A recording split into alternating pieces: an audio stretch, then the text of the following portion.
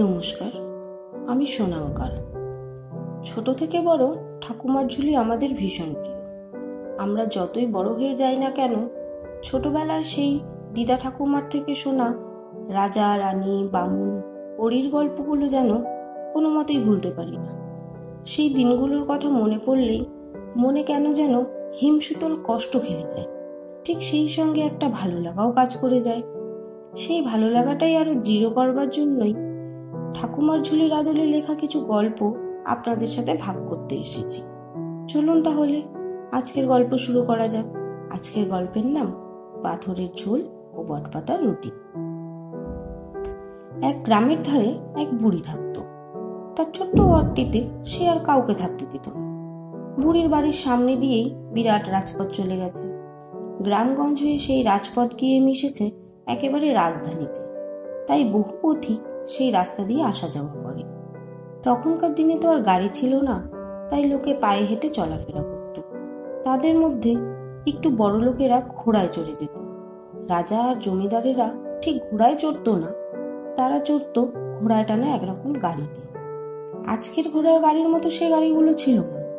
আজ যেমন পালকি গাড়ি তোমরা দেখতে পাও কিংবা এক্কা বা টাঙ্গা দেখো, সে গাড়িগুলো তেমন ছিল না।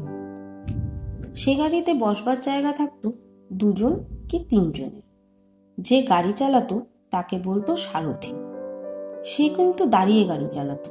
একটা ঘোড়া কিংবা তার চেয়ে বেশি ঘোড়া এতে জোতা হতো। রাজারা মাঝে মাঝে 4টি ঘোড়াও জুতেও এই ধরনের গাড়ি চালাতেন।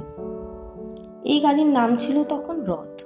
তোমরা রথের দিন যে ধরনের রথকে টানো প্রভু জগন্নাথকে বসিয়ে, এটা প্রায় সেই রকম।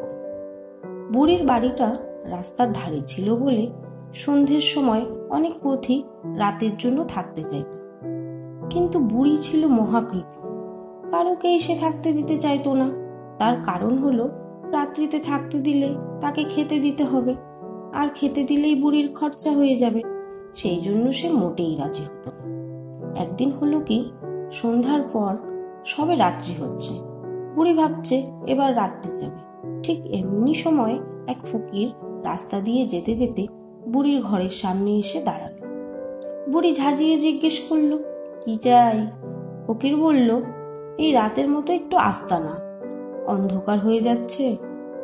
বুড়ি আরো ঝাঁঝিয়ে বলল, না না, ওসব হবে না। আমি কারুকে থাকতে দিতে পারবো না। থাকতে দিলেই রাত্রে সে খেতে চাইবে, ও খাওয়া দাওয়া চলবে না। তুমি বাবা পথ দেখো। ফকির তখন বলল, বুড়িমা, পথ আমি দেখছি, তবে আমাকে থাকতে দিলে তোমার কি খুব একটা অসুবিধা হবে? বুড়ি বলল, রাত্রে থাকতে দিলে তুমি তো আবার খেতে চাইবে, তখন আমি তোমায় কোথা থেকে খেতে দেব? আমার নিজেরই ঠিক মতো জোটে না। ফকির তখন বলে, বুড়িমা, আমি রাত্রে তোমার কাছে খেতে চাইব না, তাহলে তোমার তো আর থাকতে দিতে অসুবিধা নেই। বুড়ি গজগজ করে বলল, শুধু যদি থাকো, খেতে না চাও, আর যখন বলছো রাত্রে বিপদে পড়েছো, তখন তুমি থাকো। এরপর ফকির বুড়ির ঘরের মধ্যে গিয়ে একদিকে বসলো। তার হাতের ঝোলাটা থেকে একটা শতরঞ্জি বার করে ঘরের দাওয়ায় বিছিয়ে দিল। তারপর সেটা বিছিয়ে রাত্রে ঘুমোবার ব্যবস্থা করল। ফকির শুয়ে পড়ছে দেখে বুড়ি তার কাঠ কুটো নিয়ে এসে উনুনটা জ্বালায়। বেশি কিছু রান্না করবে না, একটা ঝোল আর ভাতটা করলেই হবে। বুড়ি ঝোল রান্না করে নামিয়ে রেখে ভাতটা বসাতে যাবে, ঠিক এমনি সময় সে শুনতে পেল ফকির নিজের মনেই বলছে, আমাকে যদি একটা বাটি কেউ দেয় তাহলে আমি ভালো পাথরের ঝোল করতে পারি। পাগলের প্রলাপ ভেবে বুড়ি সে কথায় মন দেয় না, নিজের রান্নার কাজেই মন দেয়। ঝোলের বেশ গন্ধ বেরোচ্ছে। ওদিকে ফকিরও নাক টানছে আর বলছে, দুটো পাথর আর একটা বড় বাটি ও একটু জল পেলে আমি খুব ভালো পাথরের ঝোল করতে পারি। জিনিসটা কি একবার দেখা দরকার। তাই বুড়ি ঝাঁঝিয়ে বলল, কি ফকির, অত কি বকছো? কি চাই তোমার? ফকির বলে, না বুড়িমা, তুমি তো বেশ ঝোল করছো, তার গন্ধ বেরোচ্ছে। তাই আমি বলছিলাম কি, আমি বেশ পাথরের ঝোল করতে পারি। পাথরের ঝোল?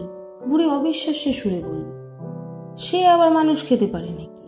ফকির বলল, আমাকে দিয়েই দেখো আমি পারি কিনা, তারপর বলবে। বুড়ি তখন একটা ডেকচি দিয়ে বলল, এই নাও ডেকচি। ডেকচিটা নিয়ে ফকির উনুনের উপর বসিয়ে দিল।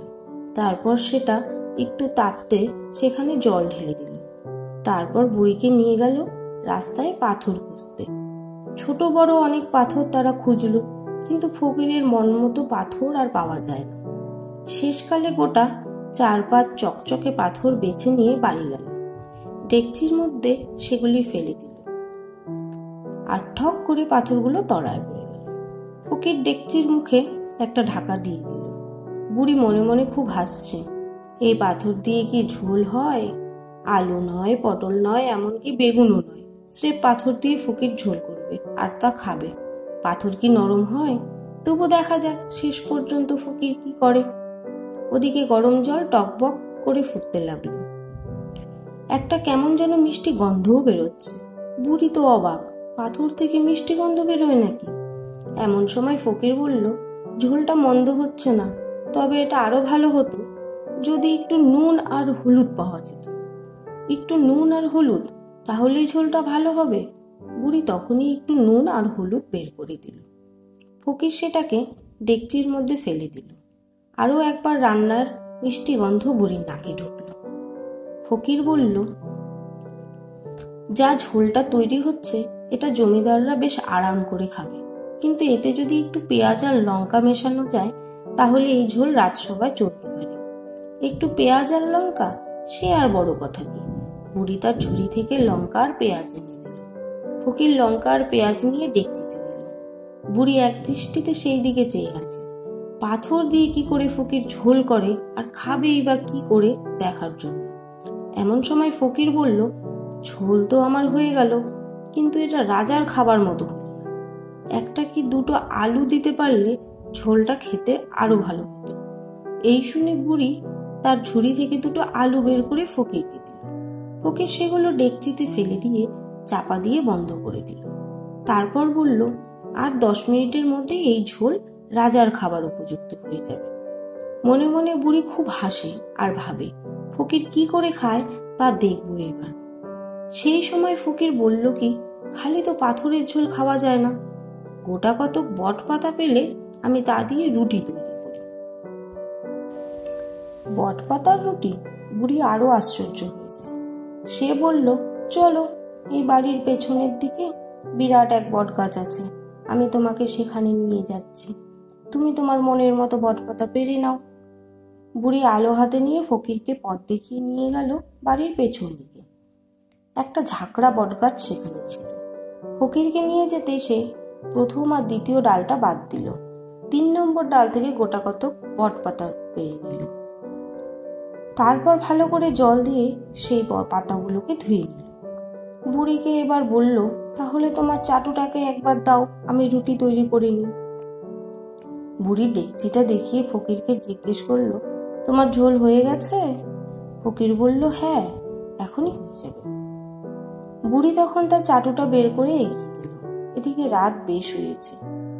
দূরের জঙ্গল থেকে শেয়ালের ডাক ভেসে আসছে। শেয়ালগুলো নিজের মনে হুক্কা হুয়া করে ডাকছে। আকাশে তারা ফুটেছে, তার মাঝখানে উঠেছে চাঁদ। আচ্ছা আলোয় সে সমস্ত গ্রামটাকে একটা সুন্দর ছবি করেছে। ঝিঝি পোকা সেই সন্ধে থেকেই একটানা শব্দ করে চলেছে। আবার জোনাকিরা উড়ে বেড়াচ্ছে। টিম টিম আলো দেখলে বেশ স্পষ্ট বোঝা যায়।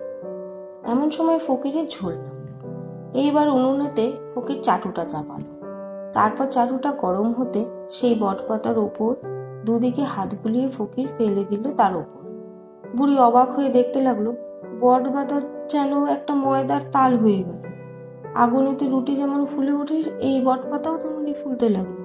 বুড়ির মুখে তখন আর কোনো কথা নেই। হঠাৎ ফকির একটা খুন্তি দিয়ে সেই বটপাতাকে উল্টে দিল। উল্টে দিতেই বুড়ি আশ্চর্য হয়ে দেখলো, ঠিক রুটি সেঁকলে যেরকম দেখতে হয় বট পাতাটাও সেই রকম হয়ে গেছে। তার উপর হয়েছে কি, ময়দা মাখবার সময় ডিম ভেঙে মিশিয়ে দিলে যেমন দেখতে হয় সেই রকম দেখতে হয়েছে। কেমন যেন একটা মিষ্টি গন্ধ তার থেকে ভেসে আসছে। সেই গন্ধ নাকে টানতে টানতে বুড়ির জিভে জল চলে এসে, কিন্তু মুখ ফুটে কিছুই বলতে পারছে না। একে একে সবকটা বট পাতা নিয়ে ফকির রুটি তৈরি করলো। তারপর ডেকচির মুখের ঢাকনা খুলে দিল। বুড়ি এগিয়ে গিয়ে হুমড়ি খেয়ে দেখতে লাগলো পাথরের ঝোল কেমন হয়েছে। অবাক হয়ে বুড়ি দেখলো পাথর কোথায়, এ তো লাল ধরনের মাংসের কোরমা। বুড়িরই দেওয়া আলুগুলো ঝোলেতে ভাসছে, আর পাথরগুলো কিভাবে যেন বড় বড় মাংসের টুকরো তৈরি হয়েছে। সব ব্যাপার দেখে আর নাকে গন্ধ টেনে বুড়ির খেতে ইচ্ছে করলো। এমন ভালো খাবার সে কতদিন খায়নি। আলু পটল আর শাক চচ্চড়ি খেয়ে তার পেটে চড়া পড়ে গেছে। কিন্তু ফকিরকে তো সে কথা বলা যায় না, কারণ বুড়ি নিজেই তাকে বলেছিল খেতে দেবে না। সে এখন তার কাছে খেতে চায় কি করে? এমন সময় ফকির দুটো থালা বুড়ির কাছ থেকে চেয়ে নিল। তারপর সে মাংসের কোরমাকে সে দুভাগ করলো আর রুটিগুলোকে আধা আধে ভাগ করে নিল। তারপর একটা থালা বুড়ির দিকে এগিয়ে দিয়ে বলল, খাও বুড়িমা। বুড়ির লজ্জায় আর শেষ নেই। পাছে খেতে দিতে হয় বলে সে নিজে ফকিরকে তাড়িয়ে দিচ্ছিল, এখন তার কাছ থেকে খাবার নিয়ে বুড়ি কি করে খায়? বোধহয় সেই প্রথম বুড়ি বলে, আমি যে ঝোলটা করেছিলাম সেটা তুমি খাবে ফকির সাহেব? ফকির একটু হেসে বলে, দাও। বুড়ি আনন্দের সঙ্গে সেই প্রথম তার নিজের তৈরি করা খাবার দুভাগ করে। বুড়ির ভাত করা হয়নি, কারণ তার আগেই ফকির পাথরের ঝোল চাপিয়েছিল উনুনেতে। তার রুটি ছিঁড়ে ঝোলে ডোবালো। বুড়ির দাঁত নেই বলে শক্ত জিনিস চিবোতে কষ্ট হতো, কিন্তু সেই প্রথম সে রুটির টুকরো মুখে দিয়ে দেখলো রুটি তো নয়, যেন তুলো। খেতে বা চিবোতে তার এতটুকু অসুবিধে হলো না। পেট ভরে খেয়ে বুড়ির ঘরের মধ্যে নিজের বিছানায় শুয়ে পড়ল। ফকিরও খাওয়া দাওয়া সেরে তার শতরঞ্চির ওপর শুয়ে পড়ল, কিন্তু বুড়ির চোখে ঘুম নেই। ফকির কি করে পাথর দিয়ে অমন ঝোল তৈরি করলো, আর বটপাতা দিয়ে অত ভালো রুটি কি করে করলো, তা না জানতে পারা অবধি বুড়ির মনে কোনো শান্তি নেই। এই মন্তরটা তাকে জানতেই হবে। জানতে পারলে তার খাওয়ার দুঃখ আর কোনোদিন থাকবে না। দু চোখ সে এক করতে পারছে না, কারণ সে ঘুমিয়ে পড়লে যদি ফকির উঠে চলে যায়। কিন্তু মাঝে মাঝে মনে পড়তে লাগলো সে কি করে ফকিরকে মন্ত্রটা শিখিয়ে দিতে বলবে। খেতে দেবার ভয়ে সে নিজে যে ফকিরকে দূর দূর করে তাড়িয়ে দিচ্ছিল। সারাদিন ফকির খেয়েছে কি খায়নি সে কথা সে জিজ্ঞেসও করেনি, অথচ স্বার্থপরের মতো নিজেই তার সামনে রান্না করছিল খাবে বলে। ওদিকে শেয়াল ডাকা কমে আসতে লাগলো। চাঁদ ডুবে গেল, তারারাও ধীরে ধীরে ডুবতে শুরু করলো। বুড়ি বুঝলো এইবার ফকির উঠবে। যাবার সময় বুড়ি তার পায়ে ধরে পাথরের ঝোল আর বটপাতার রুটি করার মন্ত্রটা শিখে নেবে। ফকির উঠল, নামাজ পড়ল, তারপর তার ঝুলি নিয়ে তৈরি হলো যাবার জন্য। তখন পূব আকাশে সবে আলো ফুটছে। ফকির সাহেব তৈরি হয়ে গেল, এইবার আমি যাই বুড়িমা। বুড়ি অমনি হাউমাউ করে ফকিরের পায়ে গিয়ে পড়ল। কি ব্যাপার? বুড়ি বলে, দয়া করে আমাকে পাথরের ঝোল আর বটপাতা রুটি তৈরি করতে শিখিয়ে দিয়ে যাও। তখন ফকির বলে, কেন তুমি শিখতে চাইছো? বুড়ি বলে, আমি বড় গরিব, অর্ধেক দিন খেতে পাই, অর্ধেক দিন পাই না। এই জিনিসটা জানা থাকলে আর খাওয়ার কষ্ট আমার হবে না। ফকির একটু গম্ভীর হয়ে গিয়ে বলে, তোমাকে শেখাবো না, কারণ তুমি কোনো লোককে খেতে দাও না। তোমায় শিখিয়ে আমার লাভ? বুড়ি বলে, দেখো, আগে খেতে দিতে হলে আমাকে নিজে খরচা করে চাল ডাল আটা ময়দা ও আরো সব জিনিস কিনতে হয়। তার থেকে অন্যকে ভাগ দিতে গেলে আমার ভাগটা যে কমে যায়, তাই আমি দিতে চাইতাম না। কিন্তু এখন যদি তুমি আমাকে এই মন্ত্রটা শিখিয়ে দিয়ে যাও, তাহলে আর কাউকে খেতে দিতে আমি ভয় পাবো না, কারণ গোটা কত পাথর আর বটপাতা পেলেই আমি তাকে খেতে দিতে পারবো। ফকির বলে, সত্যি কথা বলছো? যদি তুমি তোমার কথা রাখো তাহলে আমি তোমায় নিশ্চয়ই শিখিয়ে দেব। কথা শুনে বুড়ির প্রাণে আশা জাগলো। বুড়ি ফকিরকে কথা দেয় তার কাছে যে কেউ আশ্রয় চাইবে তাকে সে আশ্রয় দেবে আর পেট ভরে খেতে দেবে। এই কথা শুনে ফকিরের মন নরম হলো, আর সে বুড়িকে পাথরের ঝোল আর বটপাতা রুটি তৈরি করতে শিখিয়ে দিয়ে গেল। সেই থেকে বুড়িরও গেল বদলে, আর তার বাড়িতে সন্ধ্যের সময় যে কেউ আশ্রয় চাইতো তাকে সে এক পেট খেতে দিত আর রাত্রের জন্য তার কুড়ে ঘরে থাকতে দিত। এর থেকে বুড়ির নামও ছড়িয়ে পড়ল। 5 গায়ের লোক বুড়িকে চিনতে পারলো, আর তারাই টাকা দিয়ে বুড়ির খড়ের ঘরকে পাকা করে দিল। তাতে আরো বেশি পথিককে বুড়ি আশ্রয় দিতে পারলো আর পেট ভরে খাওয়াতে লাগলো। বুড়ির খাবার খেয়ে সবাই ধন্য ধন্য করত। করতে লাগলো। আমার গল্পটি ফুরলো, নোটে গাছটি মরলো। আমার এই প্রচেষ্টাটি আপনাদের কেমন লাগলো কমেন্টের মাধ্যমে জানাতে ভুলবেন না। যদি ভালো লেগে থাকে একটি লাইক ও সাবস্ক্রাইব করে পাশে থাকবেন।